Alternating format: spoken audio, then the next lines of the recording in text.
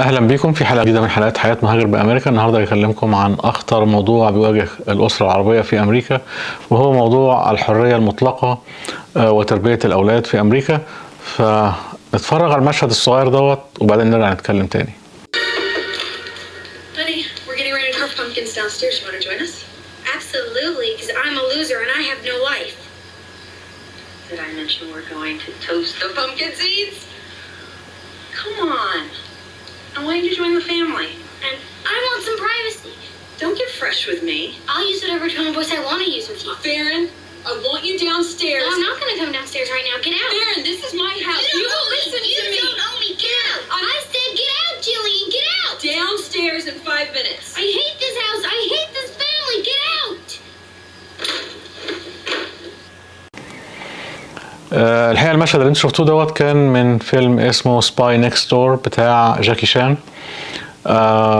وزي ما احنا شايفين كده الام دخلت على البنت اوضتها عايزاها يعني تنزل تجوين الاسره. عندهم حاجه كده اسمها كارفينج للبامكن في الهالوين، بيرسموا على يعني بيقطعوا كده البامكن بطريقه معينه، يعني زي وش مرعب كده، عاده من عاداتهم يعني. فالبنت قالت لها لا،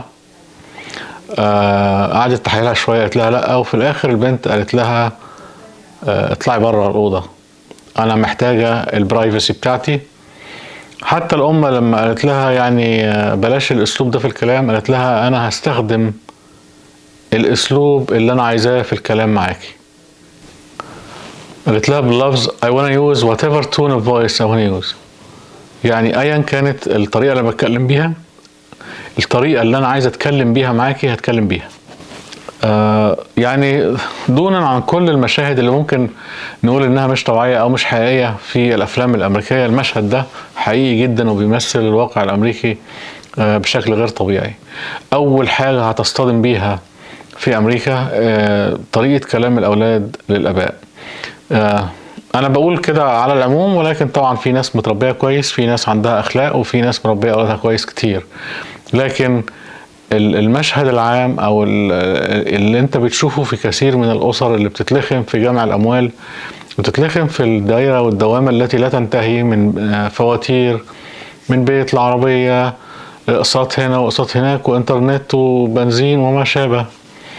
هتلاقي الاسره بتجري عشان تكفي الفواتير ديت وبيسيبوا الاولاد. بتلاقي لما تخش الاسره الامريكيه لانها بنفس المنطق بتنشغل عن أولادها وهم غارقين في الحياة المادية، هتلاقي الأولاد بيتكلموا معاهم بالمنظر ده. عايزة البرايفسي بتاعتي، اطلعي بره الأوضة. طيب تعالي اقعدي مع العيلة، لا مش قاعدة، أنا عايزة I want my privacy, get out، اطلعي بره. شيء بشع جدا يعني. هتلاقي الكلام ده بيتكرر كتير في أسر كتير يعني، لكن ده صادم بالنسبة لنا احنا. من يتحمل ان ابنه يقول له كده ولا يقول له اطلع بره الأوضة؟ حتى لو الأب ما زال بيدفع إيجار البيت ولا قسط البيت أو بيدفع كل فواتير البيت، وما زال يعول الشاب أو الشابة، لكن هي بسهولة شديدة ممكن تقول له اطلع بره، I want my privacy، عايزة الخصوصية بتاعتي. بما ان الثقافة الامريكية طغت على المجتمع المصري والمجتمع العربي زي ما انا شايف كده في المسلسلات اللي بشوفها والافلام، وكل الناس بتحاول تقلد المجتمع الامريكي بكل صوره من اول الاكل وانت طالع، فهنا عندهم حاجة بيقولوا عليها you're grounded. فالطفل وهو صغير هنا لما يعمل حاجة غلط يقولوا you're grounded، انت متعاقب، go to your room you are grounded، يروح الأوضة بتاعته ويتحبس في الأوضة لغاية ما أمه تفرج عنه وتطلعه. you're grounded دي كتير قوي يعني go to your room أسهل حاجة، لأنها ما تقدرش تضربه، فالوسيلة الوحيدة إنها تعاقبه إنها تحبسه في الأوضة، مش تعذبه لكن بتحبسه، روح أوضتك ما تطلعش منها غير لما أقولك. والحقيقة مع الوقت ومع انشغال الأسرة الرهيب، زي تضيف ليها بقى go to your room كثقافة عامة هنا، الولد بياخد على عزلة. يعني هو خد خلاص مع الوقت امه وابوه في الشغل وهو صغير يجيبوا له بيبي سيتر ويقعد هو لوحده في البيت، وبعد كده كل ما يعمل حاجه غلط يعاقبوه يقعد لوحده، فهو بياخد على الوحده. زائد ان هنا البلد مش زحمه، مش متلاحمة قوي. الحقيقة البيوت منفصلة عن بعضها ومساحات الأرض كبيرة وشاسعة، فهو بياخد على الوحدة، بياخد على إنه عايش لوحده ومش عايز حد يتدخل في حريته. ضيف على كده المدرسة واللي بيملوه عليه من الحرية الشخصية، ماي بادي ماي تشويس، ده جسمي محدش دعوه بيه. فسهل جدا ان يقول لابوه او امه اطلعي بره. هل ده انت متخيل ان انت لما تيجي هتبقى بعيد عنه؟ يعني متخيل ان انت ده عمره ما هيحصل لك؟ الحقيقه ده ممكن يحصل لك، اوعى تتخيل ان ده بعيد عنك. حتى لو انت مربي اولادك تربيه كويسه، لكن المدرسه والوقت الطويل اللي بيقعدوا مع الاولاد الامريكان وبيروحوا عند بعض وبيقعد معاهم فترة أكتر من اللي أنت بتقعدها معاه بكتير جدا جدا، أو معاها كتير جدا جدا، فبينغمس في الثقافة ديت. وخصوصا إن بالنسبة للطفل دي ثقافة مريحة، أو المراهق يعني دي ثقافة مريحة قوي بالنسبة له، إن محدش يتدخل في حياته وما تقوليش حاجة ومش مش عامل ومش مسوي واطلع بره. بالنسبة له دي أسهل، فالطريق الأسهل دايما الإنسان يمشي فيه يعني. الحقيقة يعني هتعمل ايه في ظل الظروف دي؟ مهما كنت انت مربي كويس، معلم كويس في مصر، بشوف كتير قوي بيقعوا في نفس المشكلة وما بيقدروش الحقيقة يتأقلموا، لان هو بيندموا بعد فترة انا ايه اللي جابني هنا. يعني في مصر ما كانش يجرؤ ابني ان هو يتكلم معايا بالاسلوب دوت، او في يوم من الايام يقول لي اطلع بره اديني خصوصيتي، انا مش محتاج في الأوضة بتاعتي. والحقيقه الاب ما يقدرش يعني يتكلم ولا يفتح بقه، لو زعق له ولا مد ايده ولا بتاع بيطلب البوليس في ثانيه بيجي ياخده. فالموضوع صعب. ازاي بقى نحل المشكله دي؟ بص بقى، تقليد الامريكان في كل حاجه مش صح. يعني اتمنى ان العائلات المصريه تاخد الثقافه الكويسه، تاخد العادات الكويسه، ما تاخدش كل العادات. يعني حته العقاب في الاوضه دوت، تخش اوضتك واقفل على نفسك ولما اندهلك ابقى تعالى، دي ده عقاب بشع يعني.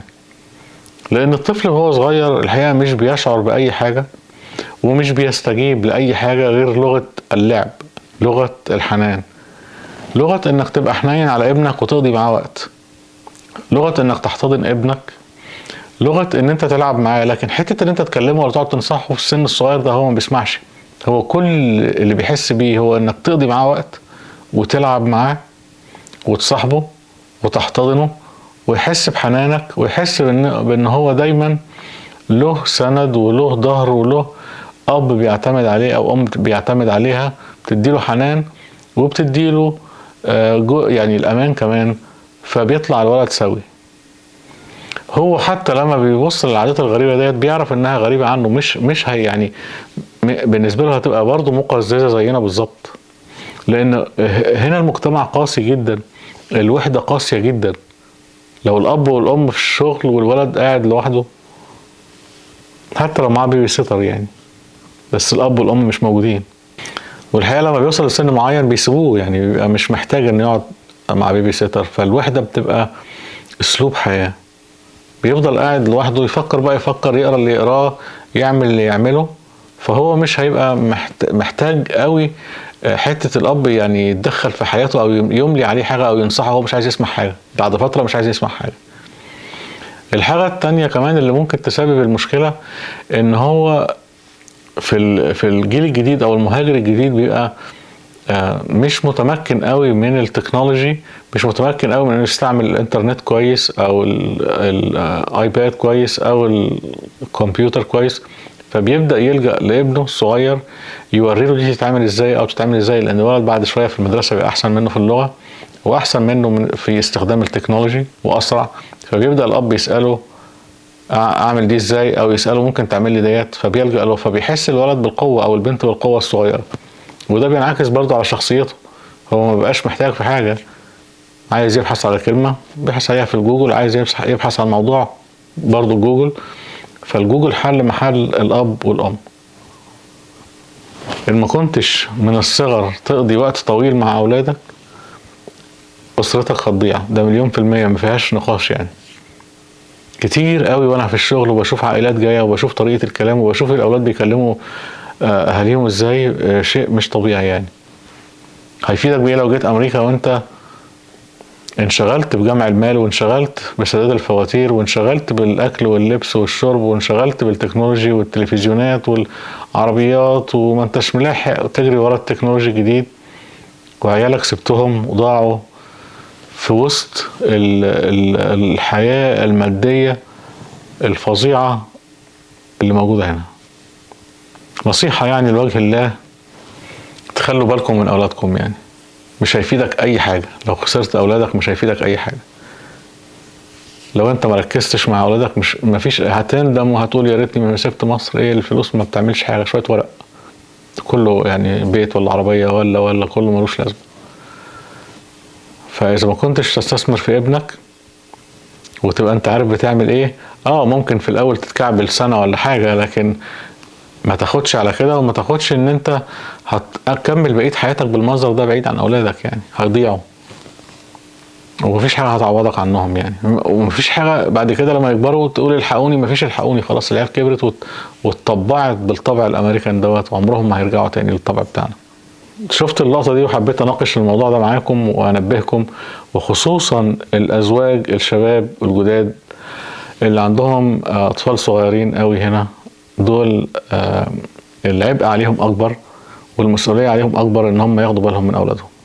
يعني اللي كبروا شوية وجايين كبار الى حد ما متطبع بطبعنا وعارف عاداتنا وتقاليدنا، ويعني هتبذل معاه مجهود اقل. لكن الصغير اللي بيتربى هنا هي دي المشكلة، لان هي دي طبيعة الحياة، هي دي، هو مش شايف غيرها وما يعرفش غيرها وما شافش غيرها قبل كده، فما يعرفش هي دي الصح.